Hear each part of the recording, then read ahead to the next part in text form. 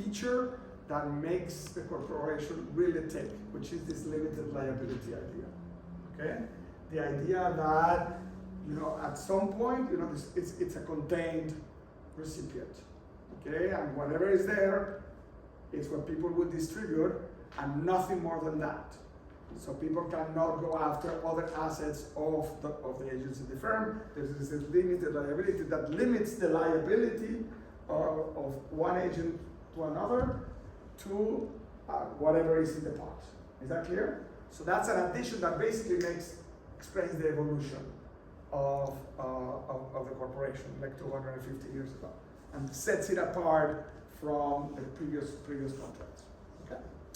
Now, that's when it sets it apart, then it's going to be a lot easier, so people have this in mind, and then people are going to say, okay, what are we going to do? We're going to get together, and we're going to have some human capital that's going to come in. Okay, so there's going to be some human capital that's going to come in, say the manager, okay? And then there's going to be some need for financing, okay? So the first thing that the company is going to do, you imagine that you have this manager, okay? And I'm going to call the manager the insider. So in the early literature, it was about managers and shareholders, okay, in the early agency models. But today we know that the managers are not only the only insiders. That controlling shareholders are in fact tend to be managers themselves, okay, and they are the ones with power sometimes. So imagine that you have a venture and you want to create a new venture, okay. So you want to set up a firm that produces tables, okay? So you want to have then about an idea about what makes a good table. Maybe your grandfather was a carpenter, okay? So so he was a carpenter in this region of northern Italy that makes fantastic furniture, okay? So he has some know-how, and you're gonna set up a factory on that, okay? So now all you know is how to do. You've copied the furniture, or you know how to do the furniture that grandpa knows how to do. So you're going to go and you don't have any capital, okay, so you're going to go to the financial markets and you're going to raise finance, okay? So the first function of the firm, so the firm has three functions. The first function is going to be raising capital, so it's a capital structure choice. And that's a big question to find, what's the capital structure choice? So you're going to go to financial markets in general, to individuals, okay, institutions, banks, okay, and you want to raise capital, and this is going to be cash is raised from investors. Function one is capital raising, okay? With the money that we've raised, now we're going to produce these wonderful, tables, carved wooden tables, okay? And with the know-how, and only you know how to do it because these financial investors don't know how to do it. So we're putting together your know-how, your human capital with the resources that they have, and then you invest in the firm's operations, and this is the investment of cash. So this is the investment function, okay? The second thing that a firm does is it chooses investment, okay? And then these investments generate cash, okay? And then the cash goes back to those that control the cash, and then he needs to decide, what am I going to do? Am I going to invest it? And this is what is called a capital budgeting decision, okay? So maybe I get the cash, and all the profits, I need to buy, another machine to make more tables, okay? Or a lot more wood, okay? Or a land with a lot of beautiful trees, so I cut wood, that's going to be capital budgeting, or I'm going to pass it on to the investors and give them as return, okay? So that's all that the firm does. All that the firm does is it raises capital, it invests, and it pays back. So it's the capital structure function, the investment function, and the payout function. Is that clear? Now, all of these things, these three policies, if you want to help a firm, okay, you need to tell it is there an optimal capital structure policy that maximizes the value of the company? Is there an optimal investment policy that maximizes the value of the company? Is there an optimal payout policy that maximizes the value of the company? Because people want to do is maximize the value of the company. So the objective is to maximize the value of the company. Okay? Now, so you can see from the next graph, so you can see that these insiders, in order to try to maximize the value of the company, are going to interact with all of these populations. Okay? So they're going to interact, with stockholders, imagine the private equity guy, an angel, or a venture capital, okay, or your grandma who's going to give you money. So the stockholders are going to ask you for money, and you're going to give them power. Okay, you're going to tell them, okay, now if I'm the stockholder, I'm the owner of the firm, okay, then I should, I will have the power to supervise the firm. That's going to get the board. People are going to inform me in another meeting, so I have, I have some powers, okay, over this guy, and because I have powers over him, he's going to try to maximize my stock value. Okay, is that clear? Okay, at least that's what he's promising. Okay, when you go and ask a debt holder for money, okay, the bank is going to tell you, okay, I'll give you money, but you need to take care of my interest, right? So you need to be able to pay me back, and if not, I'm going to throw you into bankruptcy, okay? So the insiders will care about maximizing the value of the equity holders, and they will care about maximizing the value of the bond holders, because otherwise they're not going to give you more money, okay? Is that clear? Now, when they go to financial markets, okay, imagine that the firms are, publicly traded, okay, so the firm is in the stock market, then they need to tell, people, it's more than the venture capital or your grandma that's owning the stock. There's Joe and Peter that are owning, okay, Joe and Mary that are owning your stock. So, they do it through the stock market, so there's a fund, you have to be, reveal information to these guys so that the markets function perfectly and know how the value of the firm changes, if you have a good project or bad project. So the firm reveals information honestly and on time to financial markets. And financial markets, okay, so you see here is a little bit of the information channel, okay, that we have. Here asymmetric information is going to play an important role also. And markets are efficient in valuing and assessing this information. They get the information and they know how it impacts the firms, and they are efficient in putting the impact. They don't make mistakes on average, okay? So this is the channel on financial markets. And then this is the other channel, which is, the firm also lives in a society, okay? So this is where everybody is, it's kind of now. And so like firms need to be responsible to not only their investors, but also to their workers, okay? And as well as to the communities where they live in and the world itself. So this is what used to be called corporate social responsibility, okay, in the first evolution. And that is that if you're irresponsible, okay, first of all, you're going to try to impose no social cost, okay, no negative externalities in society, and if you do, you're gonna pay for it, okay? You're gonna repair the world, okay? So that's kind of the idea. Originally, because the firm is just trying to maximize the value of the firms, is taking care of all of these constituencies responsibly. Okay, so that's what's behind the Minera Modigliani model. Okay, now, so society is not going to suffer, and if it suffers, it's going to be repaid by the firm. Okay, so the first indicators on corporate social responsibility, try to measure that, and so there's a lot of governance. When we're talking about governance, it's all here. Okay, governance and disclosure is here, and then this evolves to social responsibility. So it's going to be around workers and society as a whole, and then that evolves into ESG, where we are today. Okay, so environment, social and governance. So the G is still there. So the ESG, evolution is basically just a second generation. This idea that the firm should be responsible in the governance, okay, but also in environment and society and so on and so forth. Okay, is that clear? I'm not going to talk much about that, but it's just a derivation of that. Okay, any questions? Now, so in a Minera Modigliani world, okay, you probably got it. A very common phrase that is used is that in this Minera Modigliani world, all that the manager needs to do is to maximize the price of the stock. And if he maximizes the price of the stock, then everything else is gonna trickle down. I don't know if you remember, the Republicans in the United States, Ronald Reagan used to have this phrase, trickle down economics. Okay, so if you make firms earn high profits, it's all going to trickle down to the benefit of society. Okay, it's kind of like the same thing. This is trickle down finance. Maximize the price of the stock. Everything is going to trickle down to everybody. Every constituency is going to be kind of happy. Okay, So the way that trickle down is going to go is that, let's say that I start by maximizing, I care about my shareholders. My mom gave me money, my mom and my grandma gave me money, so I really care about my mom. So I'm going to try to maximize the price, the investment of my mom, because she has power. Okay, she will keep me on the table. Okay, if I don't give me food. Okay, if I don't maximize her stock. Okay, so she has power. Therefore, I'm going to try, because shareholders have power, and to hire the managers. Then, okay. Managers don't care about themselves, you care about your mom's investment, and then you maximize the stock price.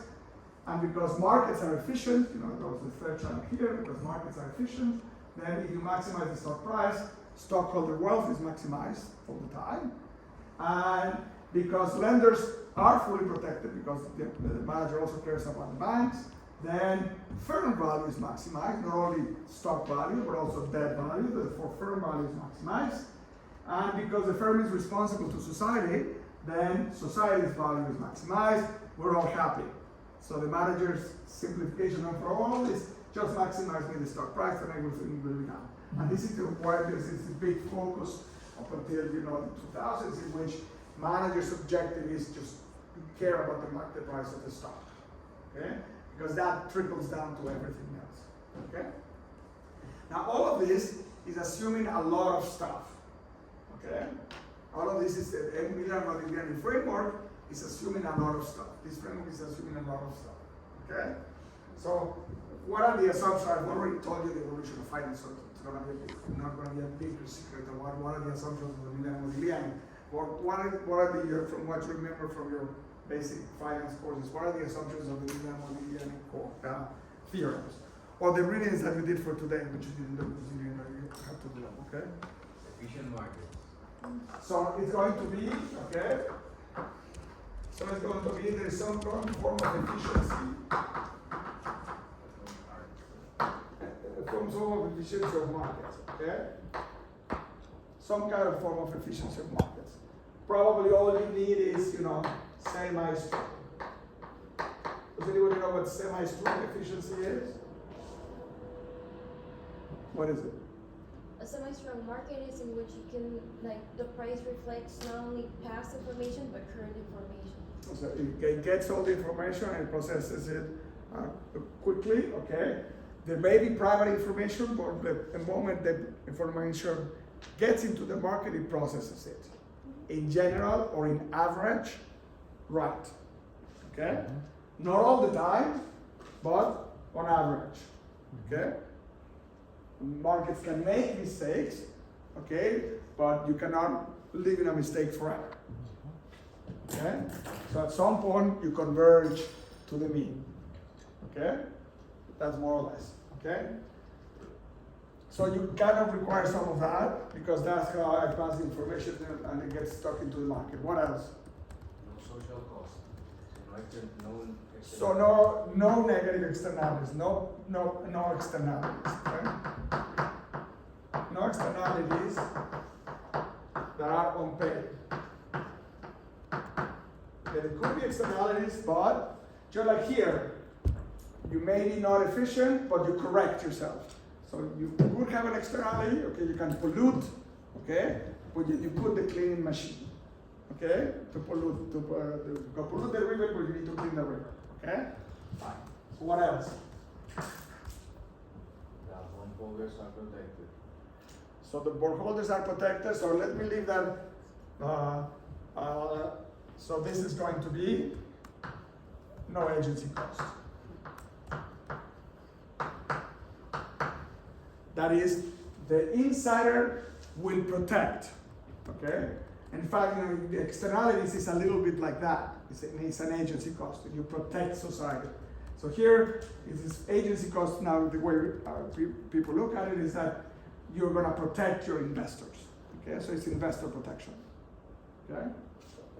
So that is that the manager puts aside, like it says here, puts aside, like it says here, the managers put aside their interest and maximize the well-being. Just like here, lenders are fully protected, so they maximize the value of the firm, okay, the value of the debt. Is that clear? So they put aside their interest, that means there's no agency cost.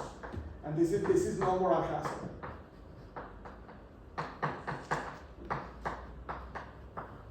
Which takes two shapes in models. In models, it could be shirking, okay? So not working as hard as you promised, okay? Or you could be doing self-pity, okay? Which is putting, serving yourself from the firm and putting it in your pocket, okay? So that's two versions of agency costs. They both lead to the same way, because if I promise that I was gonna work and I don't work, I'm shirking, I'm defaulting on my contract. Okay? Right. Fine. And this, as we're gonna see later, this depends on the fact that several of them is gonna depend from the fact that we live in a world of incomplete contracts.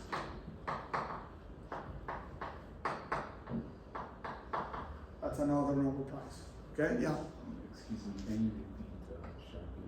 Shirking is, you hired me, or I'm the manager, and I said that I was gonna work hard. Okay, I was gonna work 8 hours a day, producing, making tables. Okay, but now that you gave me the money, I actually don't work 8 hours, so I work 6 hours. Okay, the contract was that you were gonna work 8 hours, but I only worked 3, and then, so I'm not. The contract that you gave me was that you were going to, work, and now you sort of like do TikTok, okay? And that doesn't count as work, okay? So this would be it's a default on a contract, okay? It's self-dealing because it's kind of like self-dealing because you're getting paid for something you're not doing, okay? Fine. So what else? I think the figure of the government is restricted to taxing, right? Yes. So we're gonna say that the beginning is no big disruption. Okay. So things are smooth. That means basically no government, no taxes.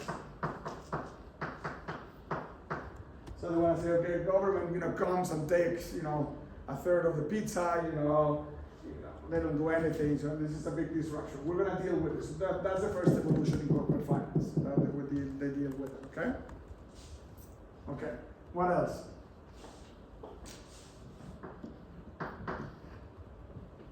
property rights. That's going to come. So that's going to be protection. Property rights, protection of property rights and all of that is going to come here because it's going to no agency costs. Okay? You protect the rights of your investors, okay? You don't put your rights, investors are not afraid that you're gonna walk away with their, with their money. Okay, what else? What is stimulus? Complete information. Yeah, so no asymmetric information. Not complete information, okay? But no asymmetric information.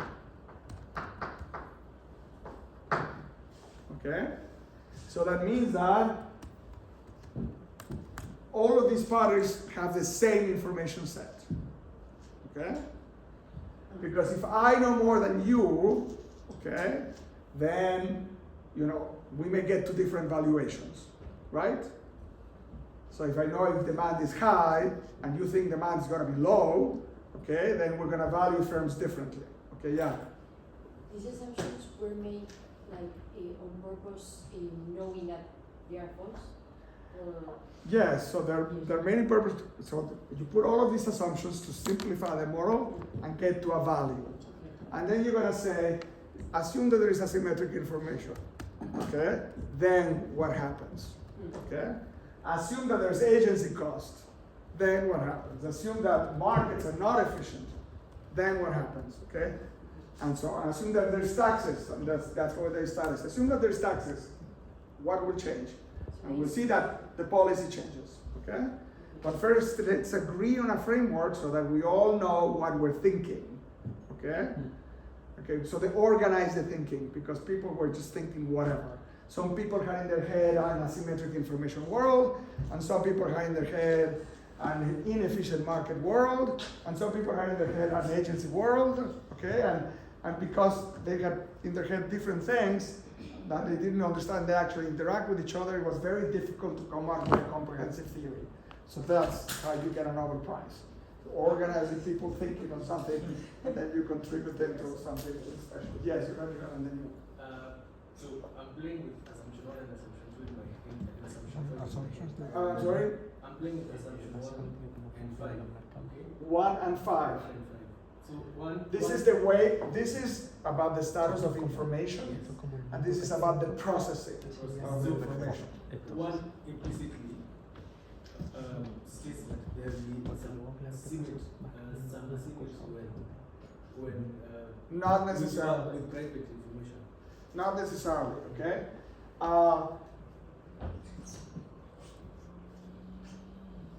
This is about if there's symmetric information, that everybody learns the state of the world at the same time. We all learn the information at the same time. That's what it means. It's not that some parties learn information before other parties, so everybody has the same information set at all times. Now, how the market processes that information is another matter.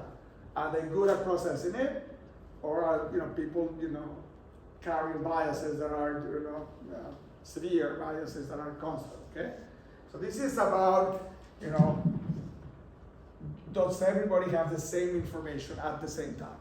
Okay, and then he's assuming yes, no. Okay, okay. What else is there? And then we'll see the interaction of this, and then we'll see where Stevens is wrong. Okay. What else? What other 6? The thing about the bonds. I'm sorry? The thing about the bonds. The bonds are entering here. The debt is entering here. You protect your shareholders and your creditors, yeah? You explain again the incomplete contracts? I'm going to do it later. I'm going to say that particularly these two, it's 4 and 6, okay? 4 and 6, okay? Rely a little bit on this and the other incomplete contracts, okay? But more 4 than 6, okay? It's more like 4.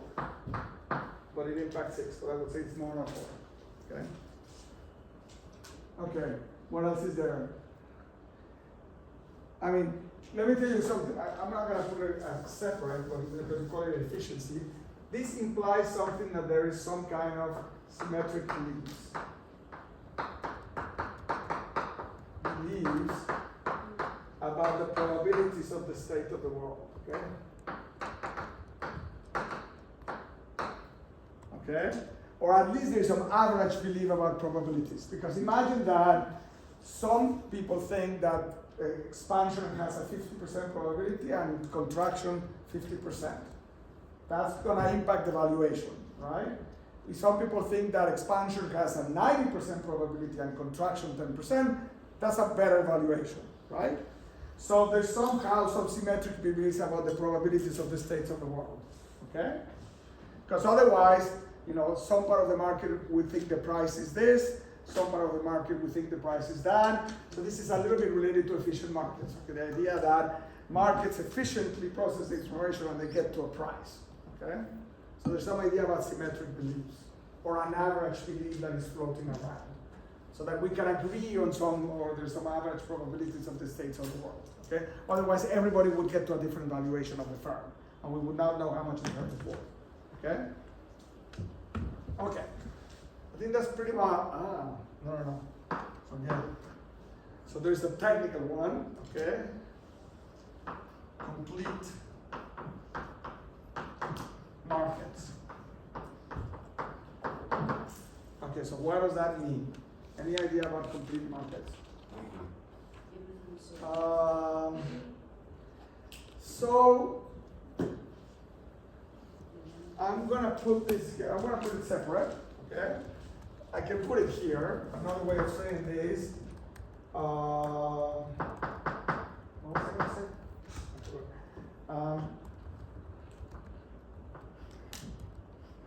No big transaction costs.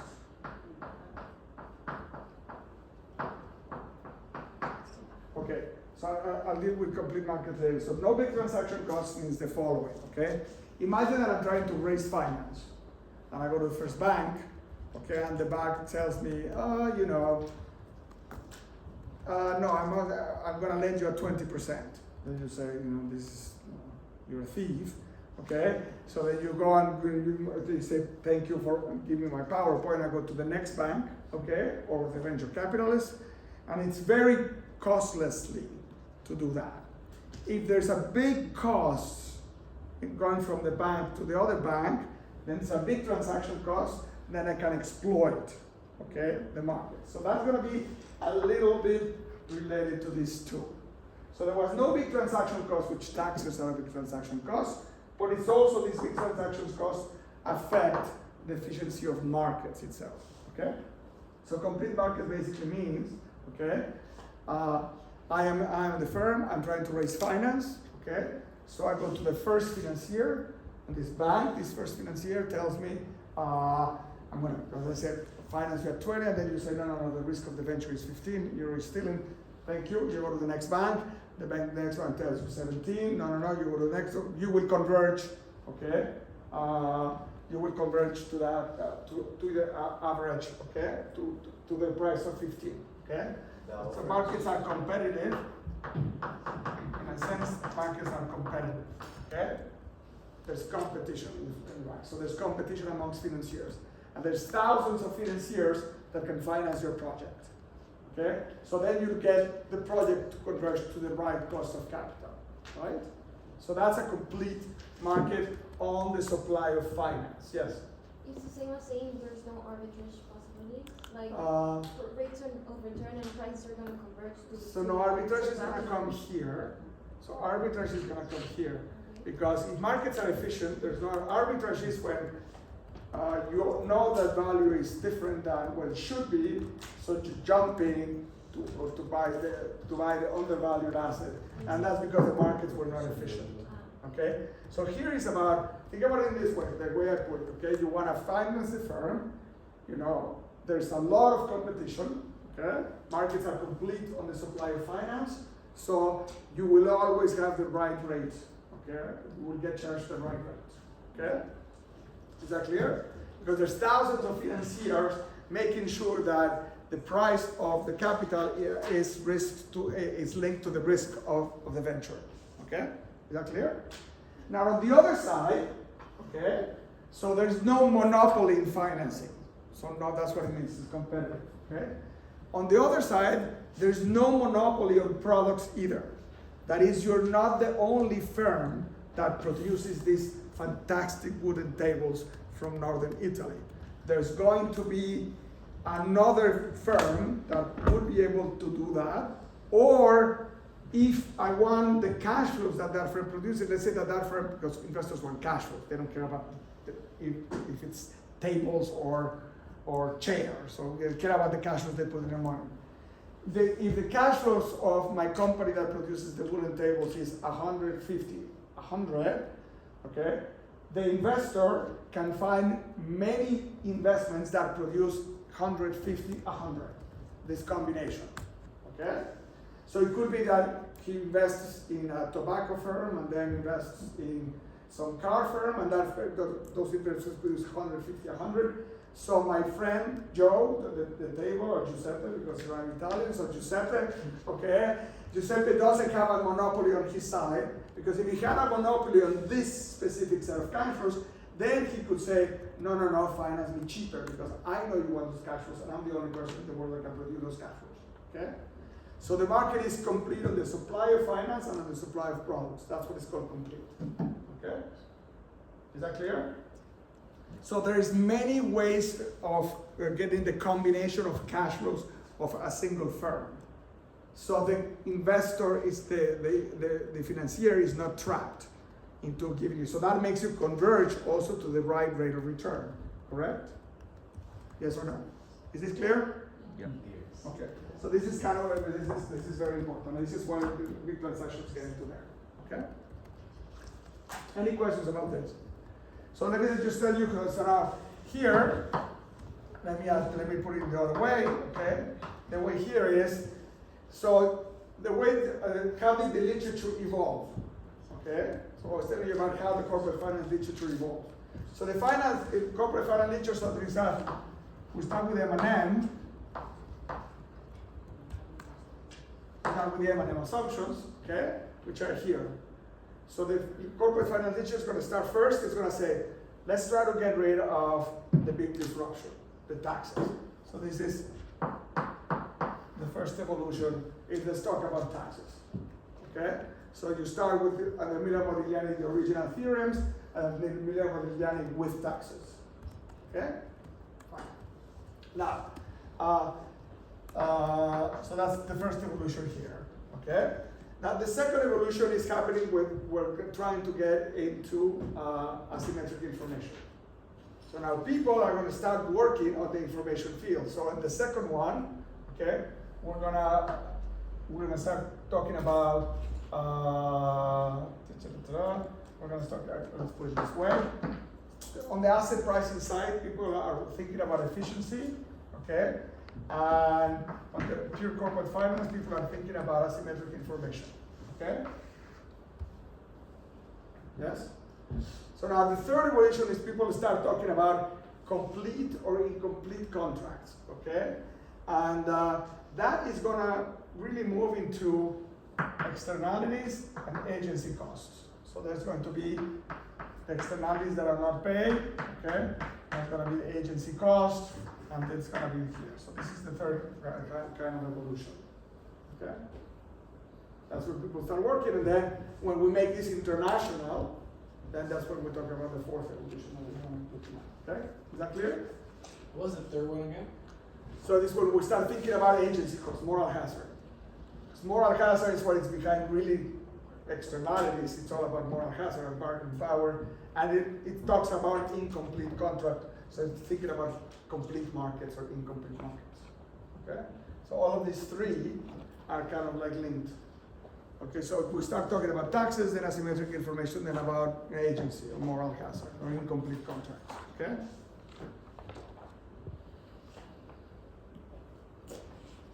So Stiglitz and others get some price here, others of asymmetric information and a price here, and this is a more recent price. This is the Oliver Hart price. Okay, incomplete contract price. Okay. And then obviously people here have not a couple of prices of what the market work, like several prices there.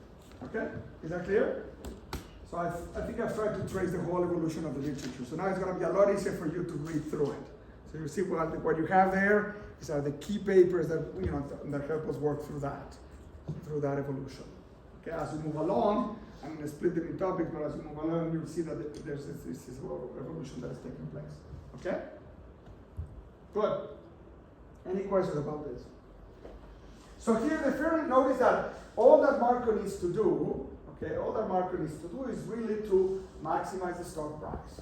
Okay? He needs to go raise capital, and it's not Marco, we said it was Giovanni, okay? Giuseppe? Okay.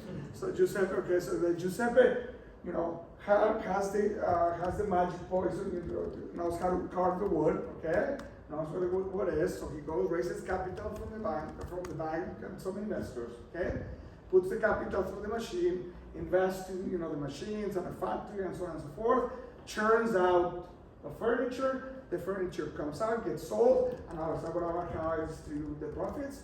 And depending on, so if the firm, if the value of the venture is this size, okay, and debt holders, took this amount of risk, so the banks took this amount of risk, then he takes that slice of the pie in the Miller-Modigliani terminology, okay? They take the slice of the pizza, and then they give it back to them. If the equity holders, took that amount of risk, so here is your venture capital, you take that slice of the slice and give it to the equity holders. If managers get here, you're gonna count the wages, okay, and whatever the interest they have, so that's their slice, okay? And then the government, when you do Modigliani with taxes, then the government comes in, there's a third of the pizza no matter what you do, okay? You always eat a third, and then you give the slice to the government. And then you've just distributed the cash flows. So it's a cash flow. This is going to be the key. It's a cash flow view of the world. It's cash flow anchored. I produce cash flows and I distribute our cash flows. Okay? There's no room for control. It's all about cash flows. The guy is behaving perfectly fine. Okay? He's just distributing the cash flows. Okay? So the value of the firm is anchored on the cash flows that it produces. And a key thing about the Miller-Modigliani theorem is, how does this work? Well, this manager goes, raises capital, the financiers know, so Giuseppe goes and raises capital, the financiers agree on the risk of the venue, and they know how is the optimal investment policy, and he's gonna take only the optimal investment policy. They're not gonna lend him, okay, but they're not gonna give him money to overinvest, and they're gonna make sure they give him enough money to invest, okay, because he's gonna invest in only positive NPV projects. So this is the key. When you go to the bank, you show him the valuation and it's a positive NPV project. If it's not a positive NPV project, it's a negative NPV project, the bank is gonna say, I'm not an idiot. This is a negative NPV project. I'm not gonna lend you. So he cannot raise finance if it's a negative NPV project, and therefore this is the key in the Miller-Modigliani as you would read it, investment policy is fixed. So the middle policy I fixed because the financiers are not gonna give me money, okay, in a negative NPV project. And since I promised that I'm not gonna steal the cash flows, okay, there's no agency problems, then everybody's gonna, once I fix the investment, I fix the size of the pie. The size of the pie is fixed, okay? So this is the optimal size of the pie, and that's fixed, okay? So then the value of the securities is fixed, okay? And then I just distribute in the payout policy.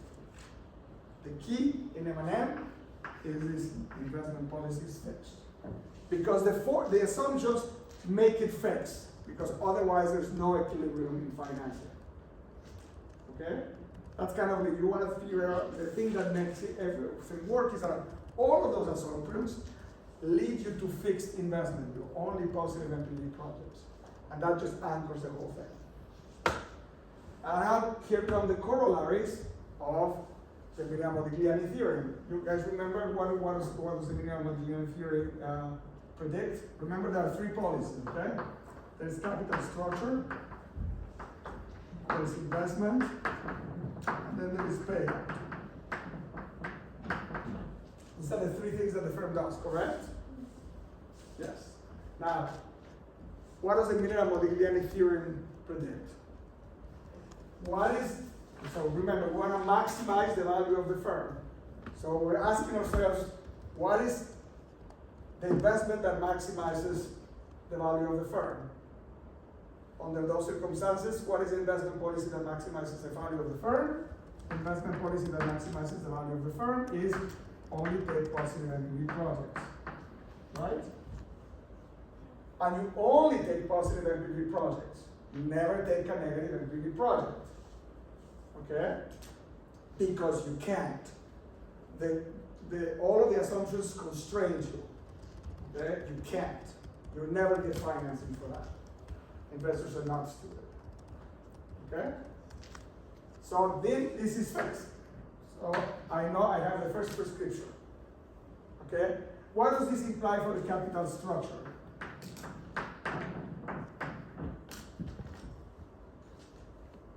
Remember what is the typical thing when you say Miller-Modigliani, what does it predict?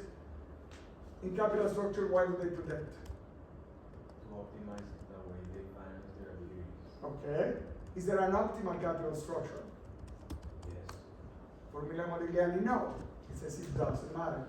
The mix is not going to matter because we're only going to do positive NPV projects, and that fixes the amount, okay? Now, if you get it from Bank A or from Venture Capital B or whatever, it's not important. So that's what Miller-Modigliani is saying. When everybody asks, what does Miller-Modigliani predict? You say, it doesn't matter. So the prediction of capital structure doesn't matter, comes from the fact that My fixed is mixed. So capital structure is irrelevant. So in the M&M model, it's irrelevant if I raise equity with issuing stocks or take a loan. It's irrelevant. If you go to venture capital, or if you go to the bank, or if you go to the mall, it's irrelevant. Whoever lends you, okay, they're obviously gonna want different kinds of returns depending on you know, sort of who gets paid first. But here, everybody's gonna get paid. I'm not gonna steal any money, okay? And we're only gonna take positive NPV projects, and we all agree which are the positive NPV projects, and there's competition all over, so who cares, right? So this is why we have the capital structure is irrelevant. So when you read the papers, I don't know if you remember this from your baby courses in corporate finances, capital structure doesn't matter, okay? Because the size of the pizza is fixed. So it's like when in the Milano Modigliani jokes, it's like if you cut the pizza in 6 parts or in 8 parts, it's the same amount of pepperoni, okay? It doesn't really matter, okay? Is that clear? So does the payout policy matter? No, No. because everyone is gonna take the money. It's gonna take the money, okay? So if you don't pay the dividend, so dividend, this is where it comes to like dividend policy is irrelevant. Because what happens if I don't pay a dividend? Okay? You reinvest in a project that is gonna make. You have the money there, you could invest in a project or you could keep it in the safe, okay? And you haven't given out the pizza. So if you keep the money and you're paid out, the money's still here. So if I want money, if I'm a shareholder and I wanted a dividend, what do? Microsoft doesn't pay me dividends, but the shareholders of Microsoft were not unhappy, right? Yeah? What do? At Microsoft, the slice of pizza is there. I said, no, I want to keep it. What do? I was thinking you said it. You sell shares. So let's say that I wanted 10% dividend, okay? So I'm gonna sell 10%, okay? And then, but the value is going to be this value, okay? Now, actually, you know, this is, in dividend policy, there's 2 policies, okay? So I'm gonna give you sort of like, so today is a summary of a full course in corporate finance, like, you know, first course in corporate finance. So we know already investment policy is fixed. We know about capital structure, doesn't matter, okay? I'll talk about taxes and financial distress later. Number 3, dividend policy doesn't matter. And the way it happens is as follows. Imagine the size of the pizza is like this. And the pizza is worth 10 million, okay? And I have another company, identical, is worth 10 million. Company A, okay, says, I never know how to do this, okay? Imagine that this is 10 slices, okay? It's not 10 slices, but imagine this is 10 slices. Oh, that was a disaster, okay? Imagine there is 10 slices of the pizza, okay? So imagine we have, you know, like that, and then we have like that, and then we have like that, and then we have like that, and then we have like that. Imagine this is 10, okay? There's 10 slices of the pizza. 10 shareholders, each one of them owns a share. So there's 10 shares. Here is the same, okay? I don't know if this is 10, okay? But imagine it's 10, probably 12, okay? Okay, but there's 10 shares, okay?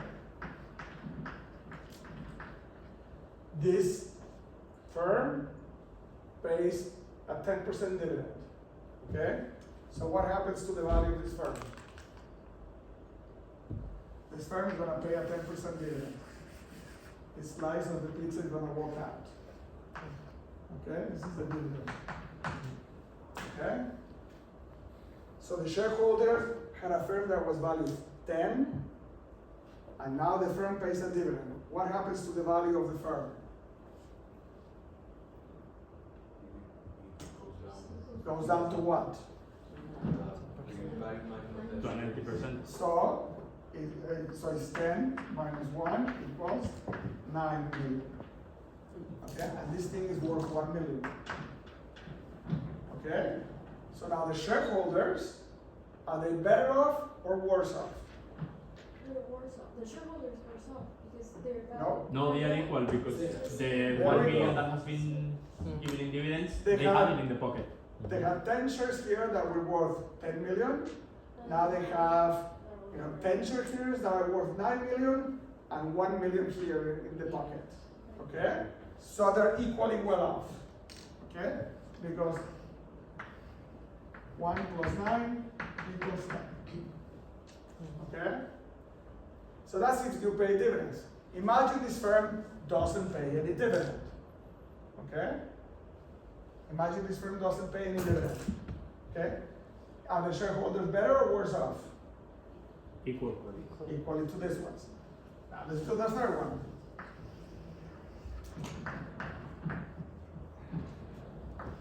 Here's my other firm, a triple identical firm.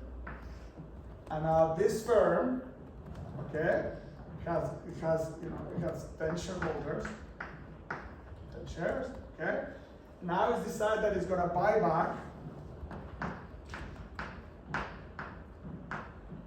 a tenth, okay? Buy back the equivalent of 1 million.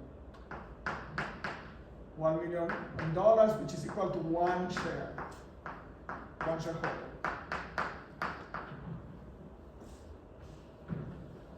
Is there anybody better off or anybody worse off? Is the shareholder that got bought out better or worse off than the other 9 shareholders that stay here? It's the same. It's the same.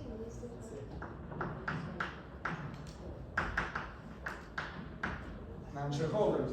So, yes, this walked out, right? 1 million walked out. But now we don't divide this by 9, No, by there's 10, another one we entry. divide it by 9. We divide, now there's 9 million, the firm now is worth, 9 million. the firm is worth 9 million, do you agree? Just like here, the firm is worth now 9 million. Well, now 9 million divided by 9 shareholders, very equally well. So this is why dividend policy doesn't matter in a Modigliani world, because the pie is fixed. The investment policy was fixed. And no matter how you distribute it, okay, it's not gonna matter. And why here, here's where agency problems and asymmetric information come in. Okay? You say, well, this idea that no, I'd rather have my dividend in my pocket. Okay? Why? You have to believe that paying the dividend conveys some information about the future, like the future being good, okay, like in asymmetric information models that you saw. The signal is the dividend, so that's why in asymmetric information models in finance, the dividend is a signal of a good future. Okay? So you're gonna see one of your papers and the signal paper. And if I don't pay the dividend, okay, or if I cut the dividends, then that means that I'm sending the signal that the world is bad. Okay? But you need to be believing that either the dividends are signals about asymmetric information, or that you rather have 1 million in your pocket than a promise of 1 million there because the guy might eat it. Okay? Agency. Because there's moral hazard. Okay? So for policy to matter, for dividend policy to matter, you have to have that investment policy was either not fixed, or you're afraid that somebody's gonna eat your pie. Okay? Yeah. A question, Prophet. In this case, if we assume that the 1 million buyback is made with the company's own money, right? Yeah, the profits of the money. Okay. That's the value of the company. So this is the value of the company. Okay, so that's the profit. Okay, so that's the buyback is done with the value of the money. Okay. Now let's say that somebody wants to buy you. I want to buy you. Are you better? Are you going to be better off or worse off than the other 9? I'm going to have 2 shares now. because I bought you. Are you gonna be worse? Is she gonna be worse? Am I gonna be worse? No, because this is fixed again. I just bought your share, but it's the right price. Okay? It's the right price. Is that clear? Yep. Okay, so now you can go and read all the textbook about capital structures, debt versus equity, the chapters of dividend policy, and the M&M chapter. Okay? I'm gonna assign you, I'll tell you which chapters are about M&M. Okay? M&M and the implications of M&M. Okay? Yeah. Just a clarification. Loud. I'm just making a clarification. Okay. The 10 million that we are saying is the value of this. The firm. Yeah, it's solely based on the cash flows. It's based on what it produces, the cash flows, yes. The cash flow come from the value of the product, but also the value of the assets. You can also sell your assets, right? So it's the value of the assets, okay, right? The value of the assets and the value of the generating power of the assets, okay? And we're gonna get to valuation. You only value the assets like how much is the land worth, how much is the land and the machine able to produce. Okay, when we get to valuation, we'll do that, okay? Is that clear? Any other questions? Like you said, like those lectures you're gonna send to Lisa and she's gonna send to us. Yeah. Those what? Those what? The No, chapter book. those slides you're gonna upload them, but I'm already sending them through the email. Yeah, this is the size you already have, right? No, I meant like the baby. The baby book. It's Yeah, gonna the be chapters of the baby book. Yeah, I'll send you the baby book and I'll send you the chapters of the baby book that you can read. Okay? It's gonna be like sort of like the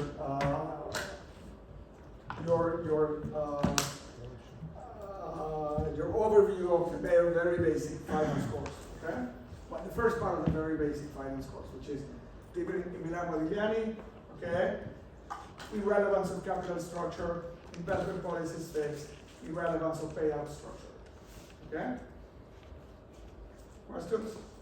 Okay, now when we come back, okay, we're gonna see that the world doesn't work like that, and I think I gave this example in the undergraduate, right? Wire card? Yeah. So this is how the world doesn't really work, okay? So when people come, and in fact, we live in a world infested with asymmetric information and agency problems, and people just take all the cash flows away from all of its constituencies, okay? We're gonna do that on Thursday, bright and early at 8 a.m. so you wake up with a booster, okay? Is that okay? So I'll see you here at 8 a.m., okay? Okay. I gave you 2 extra minutes, okay? I'll take them at some point, okay? so don't take that, okay? I'll take them at some point, probably in May, okay? Probably May. Okay, I'll see you on Thursday here, okay? Perfect. Great. I know.